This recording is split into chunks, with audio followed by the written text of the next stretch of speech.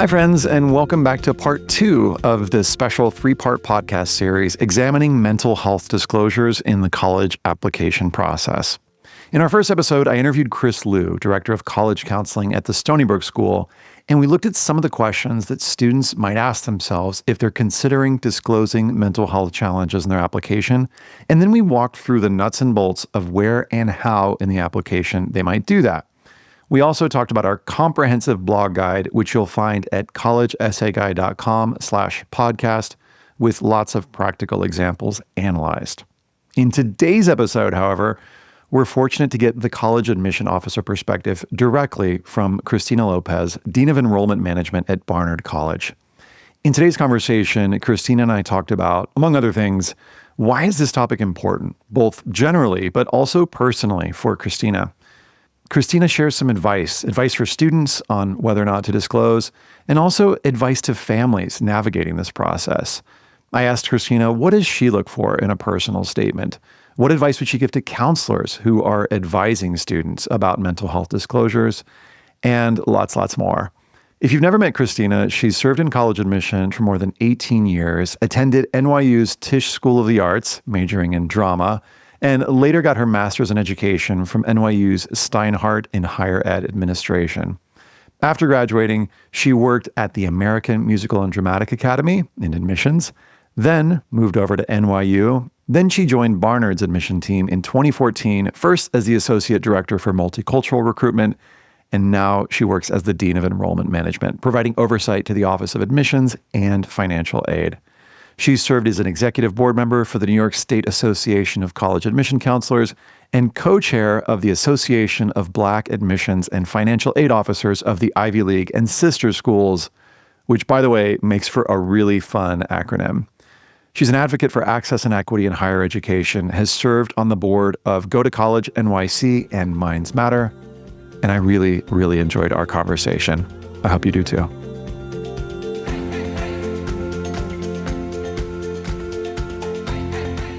Hi, Christina. Welcome to the podcast. Thank you so much for having me. Why do you feel like it's important that we're talking about mental health challenges as a college admission profession, and in particular, mental health disclosures in the college application? Mm-hmm. It's important in that reflective process to really think about what we've overcome over these last couple of years, in these 4 years. There's so much growth that happens in high school. And it'd be really a disservice to not think about those most impactful things, even if they are some of the darker things, right? You know, some of those really difficult things that you've had to overcome, you may not be ready to talk about them yet, and that's absolutely fine. There's no obligation to talk about them in your college essay. But if you do feel that you have grown from them, then you should be able to feel free to talk about them because that is your truth. A friend once said to me once, what's the approach that empowers you and doesn't diminish you? And what will always empower me is my truth and being able to share that part of me. And if I feel stifled in doing that, then I'm not being true to who I am. And part of the college application is being true to who you are. Now, we'll talk about ways in which to approach that, in which you can feel safe to do that, and when it's appropriate, but it feels disingenuous to take it off the table altogether if that is a part of who you are. Right. And one of the things that you and I talked about in prepping for this episode was the difference between writing about it in general, which I think we're on the same page, is so powerful and can be so, in many cases, I use the word nutritional a lot, that reflection that it can be healing in some cases to write about it. And then there is a related but separate conversation about, okay, which of these pieces end up going into the application to demonstrate your candidacy. So I want to get into the practicality of that in just a few minutes. But first, I was so inspired with the podcast that you recorded a couple of years ago for your college-bound kid, where you shared a little bit about your personal journey and how you enter into this conversation. Would you be willing to share just a little bit about your background, your story, and why this is an important conversation for you on a personal level? Yeah. So I've learned a lot about myself in the last few years. I definitely struggled with anxiety and depression from childhood in a variety of different ways. I am a big fan of therapy, been doing it for many, many years. But I think that's because I have a very curious, kind of probing personality, and psychology tends to be a little bit of a special interest for me. But for me personally, I grew up not feeling like I had outlets to talk about what was going on with me emotionally. A lot of my validation at home came from my achievements, and that's how I got noticed. But in order to achieve that was a tremendous emotional and mental toll on me. I had several mental health crises, if I would call them, from high school, college, post-college, in my 30s, where I just thought I suffered from depression. Things would get to a point where I would just feel like, oh, why bother? I'm not good enough. I can't do this. I would get just exhausted from the constant pushing and trying. And it would then revert back to just having low self-esteem and doubting my abilities, constantly living in the space of imposter syndrome, where it's like you just never feel like you're capable, even though clearly you are. And I learned later during the pandemic that I also suffered from anxiety. Anxiety makes you feel like you care about everything and nothing at the same time with the depression. And so they're kind of like a yin and yang situation. And so I couldn't focus on anything. If I did one thing a day, that was an accomplishment. It was like pushing through water to get anything done. And then after it was over, I'm absolutely exhausted, even though I feel I've accomplished nothing. And therefore, I'm thinking about how I've accomplished nothing and having anxiety about that. And then unable to sleep because now I feel a sense of overwhelming dread that I am behind in all the things that I need to do and I'm never going to catch up. And being utterly exhausted and, having this go on for, days, weeks, you get to a point where you're so mentally exhausted that you have nothing left. And that's where the depression comes in, right? And it's just depression it's interesting when you have, some people think like, oh, depression is that you can't get out of bed and your shades are down and everything. And that was me in high school. However, as an adult, you have responsibilities. And so I learned even in high school, I can get out of that, go to class, get the A's, do the things that I need to do, and go right back into that sad hole, right?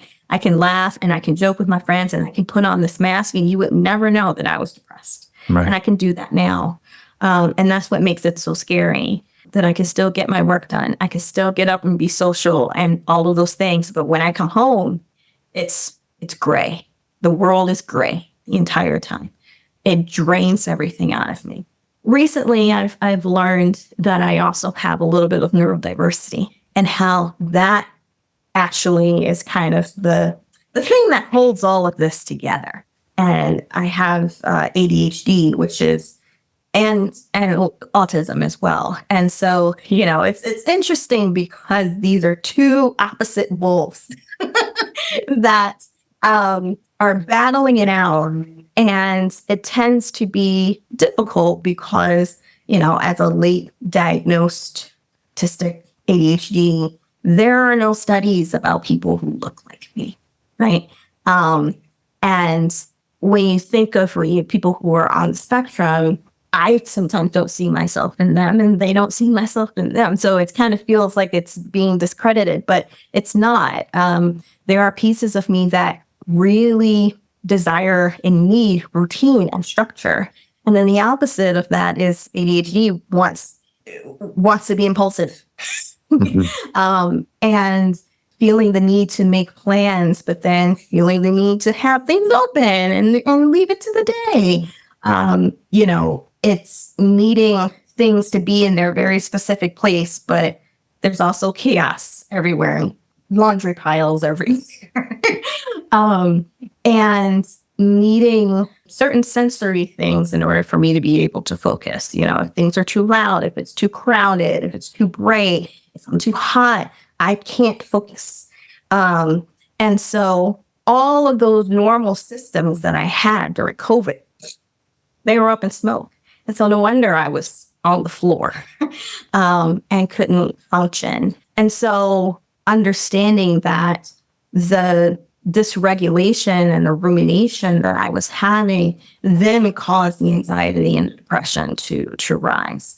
So there was always this driving factor. And, being able to look back at my childhood and really start to see, oh, there are things that I could do, but they brought me a lot of frustration and discomfort in order to do them and dysregulation. But I had to be a good girl, and I had to, make sure you look people in the eye, make sure you shake their hand. And yes, make sure you hug everybody. And, all of those things that are normal mannerisms that dysregulated me greatly. But I've learned to do them in mask and camouflage. And so I have been open about this, and it's, been this constant journey of me learning about myself, because I recognize how I need to structure my day and my energy, and so that I can make sure that my cup is filled and that I have, things to give. But it's been important for me to talk about mental health, because when I was younger and having that major depressive episode and had no one to talk to and no one was kind of checking in on me, I wished I had someone who looked like me, a teacher, a mentor, an aunt, uncle, somebody that was open about their struggles, and how that would have been just like a salve for my soul to know that I wasn't alone. And I think there are a lot of teenagers, a lot of students who are kind of in that same boat and need to know that it's okay. There are people who understand, especially on the college side, who understand how difficult this can be and are cheering you on and applauding you for your strength and your resiliency and all of the ways that you're getting through your day, that no one may realize how difficult it is for you to do, but we see you. And I think I just needed to do this to talk to my own 16-year-old self. So let her know, no, I see you, and we're healing from all of that. I want to first say thanks for being willing to share about these things. And I hope that counselors and admission folks are listening too, because I think that this is, when I talk to my colleagues, when I talk to my friends, some of us are struggling, and it's not all that oh yeah, this was in my past, and then it's just, like you said, magically gone. It's self-care and self-discovery is an ongoing thing. And I want students to know too that hey, folks who are reading your applications are humans too. Exactly. Doing our best, and we struggle too. So I appreciate that perspective as well. Yeah. I've been talking about mental health and at a few schools in the New York City area whenever people ask me to be a keynote, not only to students to recognize that they're not alone, but also to parents to sometimes when you have that strong kid that's always on top of things, that's always turning in their work and getting those A's, check in on them. Right. That sometimes you forget to ask them what's going on emotionally in their world too. I think it's just been really refreshing to hear feedback from a lot of families that they appreciate someone being willing to talk about it and being open about it. I think it's sparked a lot of conversations afterwards, which I'm always grateful for. But most importantly, I think it has allowed students to start having conversations about, hey, this is something that I struggle with, or maybe I was diagnosed with ADHD when I was a child, but I don't know if I should talk about it because of the stigma. And I don't want them to look at me as if I'm not capable, or, I know my transcript looks a little wonky, but that's because I didn't know I was dyslexic. And now I've been diagnosed and now my transcript looks different. Do I talk about that? And there's a lot of fear of judgment that students have. And so I think that's also impedes students from feeling empowered to tell their truth. I think it's great that we're having this conversation to actually guide students through it so that they can make the best decision for themselves. Well, let's shift then. I'm curious, when students ask you, should I talk about my mental health challenges in my college application, what advice do you tend to give? So I tell them it really is up to them. There's no obligation for you to disclose any of it. But if you feel that it is an important part of your story, then talk about it. But there's a way that you can do so that approaches it from a place of strength. And I think that's sometimes what we like to see. So I always tell students to do a barometer check, or I like to call it the ashes and the phoenix, right? Is this something that you are still struggling with? You haven't got a handle on it. You're still emotionally processing it, and you're just not in a point of clarity about it where you can feel like you're reflecting on it as if it's something that happened in the past, that maybe you're still in it. You're still in the ashes, right? And in that sense, it may not be best for you to speak about it because you still are processing it yourself, right? However, if you are the phoenix, you are rising from the ashes. You are a shining bird, blazing fire across the sky. You've overcome it. And so you're flying away, you're looking back on it, and you can see, oh, wow, okay, how this has shaped me, how this has molded me, how this has made my colors brighter. I can say that I am different because of this experience. I'm always hesitant to say, like, I'm grateful for it, because sometimes there are things that happen to you may not be so grateful for at the time, but you can still say that they have shaped how you see yourself and how you see the world. And so that's a little bit of a good barometer check. Where are you in processing it? Beyond that, I think it's more about what is the story that you're telling here? And is it about the ways in which you've learned about yourself? And maybe it's about your own neurodiversity and the ways that you've learned how your brain works and how beautiful it is and how you see the world differently. And the ways in which that neurodiversity might have a stigma for the world, and there's a sense of shame that you should hide it, but you're proud of it, right? That's a great story to tell. If there is, the ways in which you have built the support systems, the ways that you have figured out your little coping skills. For me, it's hard for me to be motivated to do something that I do not want to do. And I know that's typical, sometimes people discredit neurodiversity of saying, well, everybody does that. Yes, ADHD traits, autism traits, they are human traits. But the way that they affect people is different. While one might get frustrated, another person can get completely dysregulated and want to jump out of their skin. For me, I can be sitting on a couch knowing that I need to do something. My brain is screaming at me that you need to do this, and I am immobile. And sometimes what I've learned is the way to get me out of that is music. If I can pair it with something that I enjoy, then I will do it. I will wash dishes to music. I will wash my hair to music. I will do all these long, laborious things that I don't want to do as long as there's music playing, specifically 90s R&B, Exactly. We're on the same page there. Exactly. So, these are skills that I've learned about myself. And so if you're approaching your story from that perspective, these are things that I learned that I'm taking with faith and yes. But I think that if you are afraid that if I disclose this, then maybe people won't admit me, or they're going to think of me differently, perhaps. However, is that a place you want to be, right? You want to be at a place where you're going to be able to have support.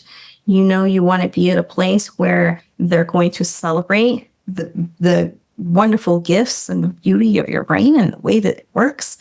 You want to be at a place that wants you. And if that winds up because of a deny decision, then that place wasn't really for you. If you are rooted in telling your truth, then that's fine. If that fear is too great for you, then you don't have to disclose it. So it really is, where are you in your journey? How are you processing it? And are you okay with whatever outcome, because you're like, this is me, take me or leave me? Great. So one of the things that I think students come in with, thinking that their disclosure has to happen, for example, in the personal statement. I'd love for you, though, to talk about what are some different options for where students can disclose if they do decide to disclose in the application. Yeah. First and foremost, it does not need to be your essay.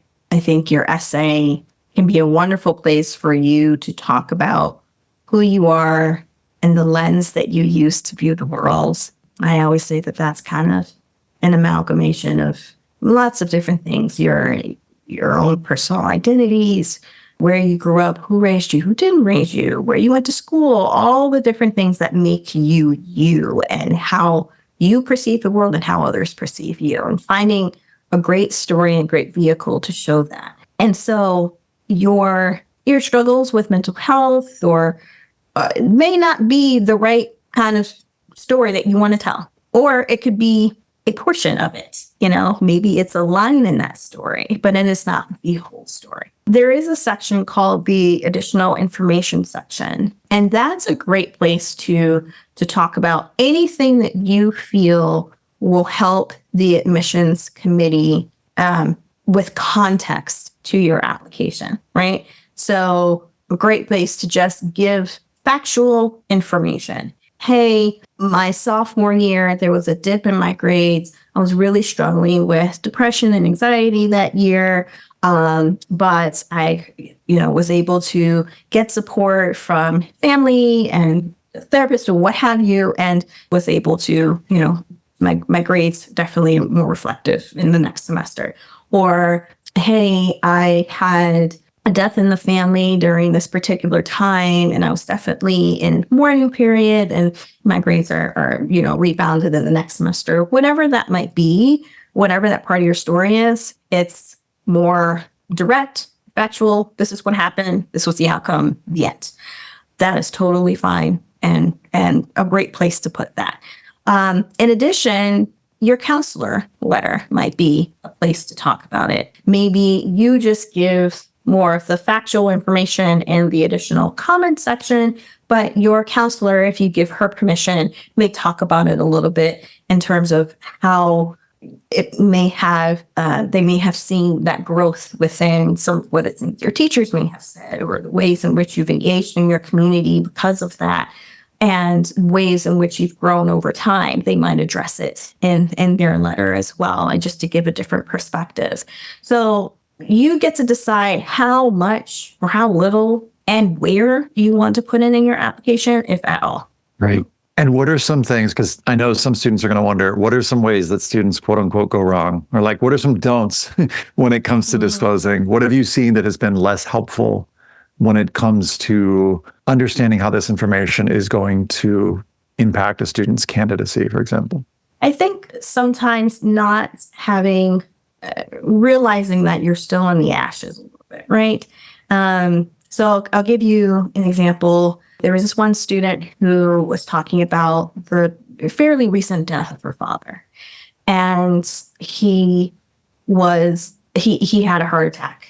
And she wrote her whole essay about heart disease and how she now wants to be a doctor and study heart disease. And it was kind of like a book report on heart disease, with, the death of her father kind of being the catalyst to start this. But that was kind of an indication to me that, all right, I'm not really learning about you. I'm learning about heart disease. And the reason that perhaps you've pivoted is because you're not quite ready to touch this third rail of your parents' death, because you're still mourning.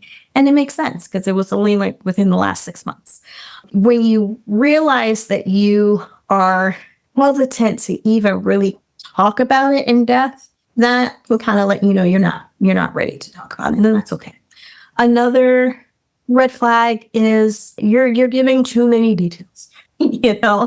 I've had a lot of students talk about eating disorders and the ways in which they've seen their body change and their thoughts about their body and, the ways that they've maybe approached food in that time.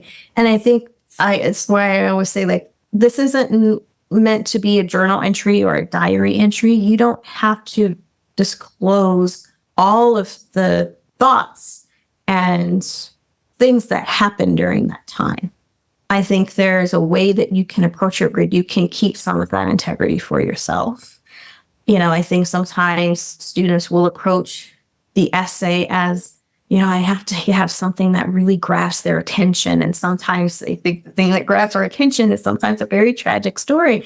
And that's not what we're looking for here. It's really, I just want to know about you, right?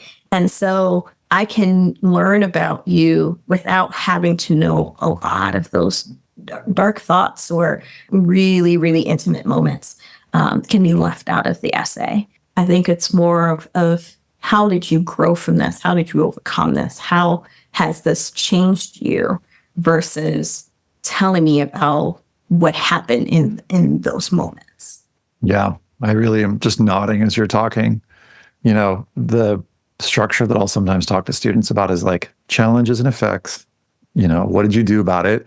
And then what did you learn? That admission officers aren't looking to know. It's not like you got into these challenges, you had this tough stuff happen, therefore we want you at our campus, right? It's like, how did you metabolize those experiences? Right. Like you said, what did you do? What did you learn? Right. And I think sometimes it's that students haven't spent a lot of time brainstorming other options because they're faced with what's the biggest, someone's telling you, tell your deepest story. Yes. And it's like, well, this is the thing I've been facing the last 2 years, so I definitely have to write about this. And to those students who are listening, I want to say there are other possibilities, as Christina was saying, that things that make up your identity and who you are and what you're about, what you care about, your superpowers. We'll put a guide linked below in the show notes to like help you brainstorm some of those things. So if you're feeling like you're listening and you're like, but what else am I going to write about? Stay tuned. There are other ideas, other options. Right. And I think that's really important because, sometimes there is this push to like, tell me about your trauma. And you're like, no, because they don't recognize how devastating it can be to someone to have to dredge all of that up again, especially if you haven't healed from it. This is really about being able to talk about your growth and who you are rather than this really difficult moment in your life. I was working with a student years ago during a college access program who had this wonderful story, this beautiful, tragic story of crossing the border with her mother. She was a child, she was ill. She had a heart defect, and her mother crossed the border and seeking asylum so that she could get medical attention. And she was very incredibly, open about this story, but it was more about this particular time and crossing that wasn't necessarily her story. It was a lot of what her mother had told her. She was very young. And, being able to say, hey, she was also very nervous about telling this story because she felt exposed and she felt very vulnerable for a variety of different reasons. But someone had told her, no, this is the story you tell. This was the defining moment in your life. And I was like, you don't have to tell this story if you don't feel comfortable telling it. Is it your story to tell? Partially, yes. But it was also, is there a way that we can approach the story or the story of who you are in a way that still allows you to feel safe in telling it, right? Because it was difficult for her to bring that up. It didn't make her feel safe, and wanting her to feel like she's able to submit something that she feels is truly reflective of her, but she feels safe enough to do so. And so when we're guiding students through the essay process, it's also being able to recognize, where is the student in this story? do they feel safe enough to tell it? And if they don't, then it's not our place to push. Yeah. Well, here's a question. So what do you generally look for when you're reading a college essay, when you're sitting down to read the personal statement? What are you looking for? What are you hoping to learn? Couple of things. One, obviously, I'm looking to see how well does the student write. How have they structured the essay, their writing, their grammar. Is this student going to be ready for the rigors of a liberal arts curriculum? So that's one thing. Majority of the applicant pool, yes, have checked that box. Second quadrant, how do I feel like I've learned about the student and how they think about their curiosity? Part of this is also thinking about who are they going to be in an academic classroom? Are they going to be someone who thinks deeply, who probes a little bit more, who is going to engage in those conversations? What are their experiences and their perspectives that they're bringing into this academic space, where I'm not just assuming you're not coming into a space, especially at a liberal arts college, where a professor is just brain dumping things into a lecture. You are actively creating knowledge in that classroom. All of the students are participating in that. And everyone is a scholar, right? And so being able to see your curiosity and the way your gears move and just how you will contribute to that space and some of the things that I'm looking for in that essay. And then, I think there's also just a piece of I'm building a community, right? And I think there's an assumption that, everyone has to be a leader. Well, leadership is not always synonymous with the title. There are many different ways that you can approach leadership and leadership qualities. And there's also those aspects of are you a kind person? Are you compassionate? Are you someone who that's community minded? Are you someone who builds bridges across populations of people who may not be able to see eye to eye and be able to manage those difficult conversations? Are you someone who recognizes that maybe you grew up in a bubble and I want to see what's outside of this? And it's important to me to learn about other people's perspectives because that's going to be how I grow. Those are the type of people that I know are going to be great within the community.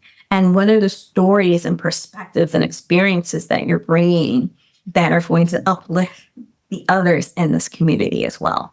So sometimes it's not so much you're reflecting on other things that I've seen in the application, you're telling me about an activity you've done or what have you, but really it's how am I getting a peek into how you see the world?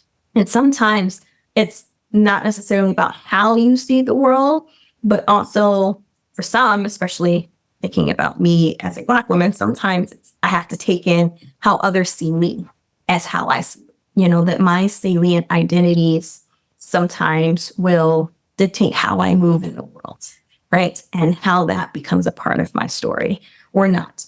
All of those, I always think about those three factors when I'm reviewing applications. So I'd love to hear about what are some of your favorite college essay topics or, personal statements that really stood out to you. And maybe you could give me an example of one that was about a challenge, a student overcoming a challenge or set of challenges, and then one that wasn't about a challenge. So I call these sometimes a narrative structure and then a montage structure. So what do you got? So again, it's about that perspective of the lens that you're using to view the world. And one was a student. She identified as Latina and low income. And she talked about her kitchen table. And it was this old 4-pegged wooden table, kind of worn and weathered. But it was the place where she saw her mother sit every month and do the household bills, household finances. And the essay question was about that bridge into adulthood and talking about that from your perspective. And so she watched as her brother turned 16, how her mother brought him into the conversation and would sit him down at the table with her and give him the perspective of like, okay, this is how much we have coming in, and this is the bills going out, and this is what it takes to run this household or what have you. And then the level of maturity and perspective that it brought him of the value of things within, his world and how he can help and contribute or what have you.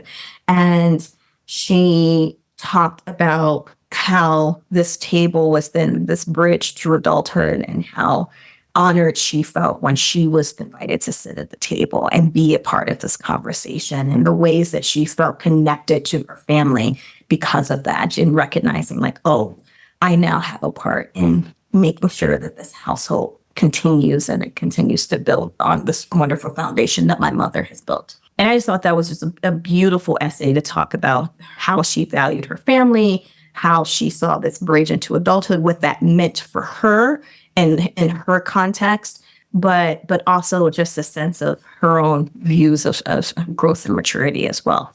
The other was from a student who went to an arts high school, and she was a painter. And she talked about just on her daily commute and the things that she saw, and she envisioned little portraits and interactions that she saw with people, that she was a people watcher. She was always observing people and just recognizing the light and dark and beauty of life and how that shaped her art. To people who were, you could tell that there was, maybe they were on a first date and there was a little tension between them, and the nervous tension, and how she kind of like saw that painting and the colors. And then another with a mother and her child, and they were kind of leaning on each other and sleeping, and how she was able to kind of capture these moments in the way that she said that, like, I would see them as blue, and I saw this other couple of shades of pink or what have you. And it was just about, this is my lens that I use, and this is the way that I think about art and moving every day, and that I'm able to now come to college and have these wonderful experiences that are going to continue to build me, and the way in which I see the beauty around them. And I was like, that's a really interesting perspective of thinking about the world around you. A question I get from students is some version of, is it better to write about challenges? Or they'll ask me something like, well, what if I don't have a big challenge to write about? And I know this because, I see amazing essays that aren't about challenges. But what do you say to students who are feeling like they feel like they need a big challenge to write about? No, I don't think that your challenges have to define who you are. And even if you do feel like there is one that has defined who you are, it doesn't mean that you have to write about it. So no, it's not about writing about the difficulties you've overcome. It's being able to give the admissions committee a good perspective on who you are and what you're bringing to our community. What advice would you give to counselors who are coaching students through this process? What questions should they be asking students, and what should they be assessing? I think first and foremost, I want to implore counselors to get away from this idea of like, let's explore your trauma, and they will never approach it in that way. But like, understanding that if you start from a place of what are some of the things you've had to overcome in your life, for some, that's where they might go. And to know that that's not the only direction that question has to go in, being able to be a guide and say like, hey, we don't have to talk about that. I think is really important. Sometimes it's very relieving to a student to know that they don't have to talk about that if they're not, especially if they don't feel safe or they don't feel ready to do so. I think being able to have them think about what is something that you truly care about and why? What is something that you've experienced in these last few years that has been kind of a defining moment for you? Sometimes that challenge might have been dealing with an aspect of their identity where they're kind of feeling like they're straddling two worlds. Maybe it was a challenge that they had in school that they had to overcome, a social thing or what have you. Like, it doesn't have to be like the big thing. I think helping them to recognize that they have a wealth of stories to tell is part of this journey of self-discovery. Allow them to free write on whatever they want to write about. Sometimes you might find that there are 3 or 4 ideas in one little free write session, and being able to extrapolate and pull from that this is an exploration process. It is a reflective process, but students tend to find the best stories when they feel free to explore all the aspects of who they are. What advice would you give to students who are considering, well, let's just say students who are working on their college essays and applications, as many students who are listening to this will be? Number one, start early. I think being able to start drafting out your essays in the summer before your senior year will be really helpful in terms of just time management, because by doing some of that work over the summer, you might actually have a very solid working draft by the time you get to school in the fall. And let me tell you, that fall semester goes by very quick. If you're applying early decision somewhere by November, it's like tomorrow. And December comes very quickly after that. So in addition to all of the work that you're doing, usually senior year is your most rigorous year. And so you can kind of get some of that work out of the way. It makes it a whole lot easier. Same for your supplement essays. Do not leave supplement essays until the end. They are essential to the process. Most will have their supplements posted by the time the application goes live in August. So you can start working on those towards the end of the summer as well. Get a team together. I always say your team should have 3 people. Someone who knows you really well. That does not need to be a parent, because sometimes some of the things you may feel that you want to discuss in your essay may not be things that you feel ready to tell your parents. And that's totally fine. But a friend, a mentor, a confidant, some other family member that you trust who knows you and can say, does this really sound like you? Are you really being your full authentic self here? One who knows writing really well, someone who can do that spell check, someone who can do the grammar, someone who can think about the structure of the essay, but someone who is not editing out your voice in doing so, right? Making sure that this still sounds like it's coming from you and not an adult is a big difference. I can tell the voice of a 40, 50-year-old person versus a 17-year-old. We want to make sure it still sounds like you. And then the last person is someone who knows the college process. So that could be a CBO counselor, it could be a college counselor, it could be a guidance counselor, etc. But someone who understands what colleges are looking for in an essay, understands the writing a reflective essay, and can help you structure it and think about those stories in a way that is going to make the most impact in your application. And the last thing I would say is, we live in an era where we talk about everything on social media, from what did you eat this morning and what was our perspective on this show, and we're given all of the detail, the things that happened to us, and that's fine, but doesn't necessarily need to be in your college essay. This is not a tell-all book. It is not a journal entry. It is not a diary entry. It is not an IG Live. It is a short snippet of who you are and an experience that has shaped you. And so, again, all of those extra details don't necessarily need to be there. If you feel that you are divulging too many details, you can always pull it back. Amazing. So one of the things that's really important for students to know is how we are assessing your essays or additional comment section if you are choosing to write about a mental health challenge or struggle. We're all human.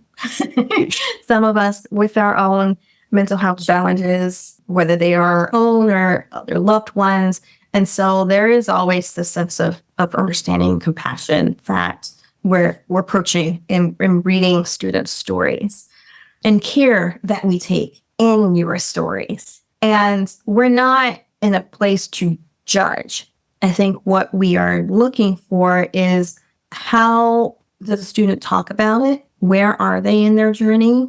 Do we have the supports that the student will need to thrive at this institution? Does the student talk about ways in which they've created that support system for themselves? Do we feel that they are independent and able to recreate those support circles away from what they've known? And I think it's more of an assessment of is this going to be an environment where the student is going to thrive, and never a matter of how our judgments on or our biases on mental health. I think one of the things that many admissions counselors go through are just our implicit bias training, and the ways in which are the way we see the world can sometimes come through in applications, and how we can try to mitigate that in a variety of different ways. And so mental health just being one of them. And so I think it's important to know that we really are thinking about, do we have what the student will need in order to grow and thrive? Are they able and will they be open and willing to take advantage of it as well? It's really more of how we're thinking about it. Beautiful. Christina, what do you hope that families will keep in mind as they're navigating this college admission process? So one thing that I always say is that college acceptance is not a trophy to be won. There is, for parents, as teenagers, and I can attest to this as my own teenage years, I'm embarrassed by my parents. I don't want to be around them, their pain, etc. But I'm always watching. They're always watching you. They are learning how to navigate the world through you. Sometimes in a very quiet way, they're peeking around the corner, right? And the ways in which you approach this college process, they will mimic, right? So if you are calm, if you are a grounding source for them, if you are reminding them that they are wonderful in who they are, their, all of their accomplishments, their mistakes, everything that makes up who they are is enough. Then by the time they get to these college acceptances, the yeses and the nos will just be that yes and no, and not a validation of everything they've done in high school and who they are and what they will accomplish in the future, because it's none of those things. But they will learn that from you and how you approach it. I always say, this is going to be their last year at home. You want to be able to create moments that they will want to pack in their suitcase to take with them, that remind them that home is a safe place. And if that year is full of stress and drama around the college process, that's what they're going to remember. And that's where they're trying to be running away from. So if it's necessary to have a designated time, maybe once a week, to have these conversations, they're in the driver's seat and you are support. I sometimes will say you're in the passenger seat, but sometimes parents need to be in the back seat. Sometimes you're a little too loud and you need to be in the back seat. Yes. Being able to, if you're going on a tour and you're going on a college campus, don't share your thoughts first, because you recognize how influential your voice is. Let them process it first and then, talk about it. Reminding that they are leading this process. And sometimes they do need a little push because they're a little, slow to launch, but it's a push and not a drag. And I think for students, it's a reminder that every grade that you got, every award, every accomplishment, every leadership title, that was for you and you alone, not for any sort of validation from this college process. If you don't feel like that was an accomplishment just for you and you're doing it for college, then stop. Because high school isn't just a stepping stone to college. High school is in of itself a chapter in your life and should be valued as such. It is a place where you learn about who you are and what you care about and create friendships that last. And everything can't be about looking forward.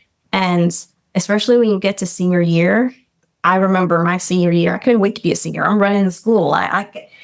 People are looking for me. I'm popular, what have you. But if you're so worried about the college process, it's going to breeze by. You're going to be so stressed and you're not even going to enjoy it. So be present, enjoy where you are, knowing that these acceptances are just going to determine where your next school is. So just keep it in the right perspective. Christina, thank you. Thank you so much for your time. I'm glad. Thank you for having me. Thanks, friends, again for listening. Don't forget to check out part 3 in our series, where I interview Emmy Meadfeld, author of the memoir Accepted, who discusses, both in her book but also in our conversation, what it was like to navigate mental health disclosures from the student perspective. If you'd like the written version, check out the show notes at collegeessayguy.com/podcast, where you'll see a really comprehensive guide with lots of examples analyzed, so you can see, practically speaking, how and where to navigate disclosures in the college application process. Or I guess you could just Google mental health disclosures college essay guy, and that'll probably get you there too. Be well and stay curious.